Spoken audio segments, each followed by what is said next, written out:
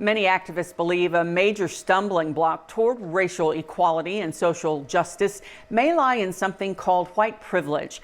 Though it's said to exist all around us, most don't know the full meaning behind the term. Evening Edition's Michael Burke has more. If you don't know what white privilege is or aren't sure if you've ever witnessed or experienced it, it's not your fault.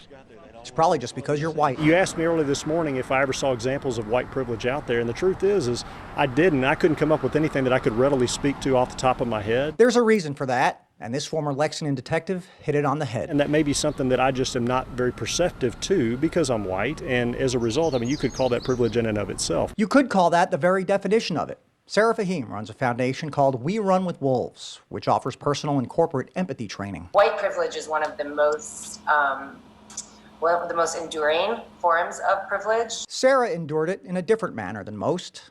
Her father is Egyptian. And he's a very dark-skinned man, and so he got pulled over often for that. He got asked questions about how he was raising me. Questioning him for no other reason than having much darker skin than his daughter.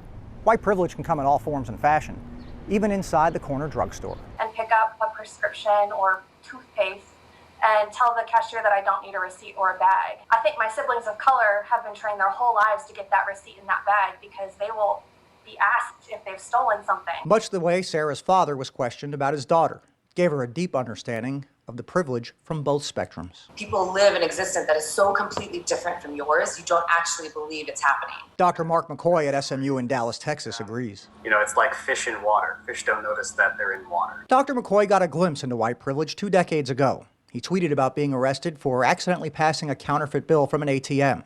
George Floyd was accused of the same. That tweet garnered more than 2 million likes, and McCoy was asked by Newsweek magazine to write about the experience. I don't think it says anything about the moral character of people who don't notice their own white privilege. That's understandable. But we've got a lot of tools now. And as we know, tools can be used to fix things. White privilege is certainly a barrier to realizing Dr. King's dream. But as I always say, the ultimate issue is a lack of common memory. And white people do not have that common thread, never will. But maybe for the first time, we have a real and honest good start. The vast majority of people who have interacted with that message have been positive. Positivity is one thing.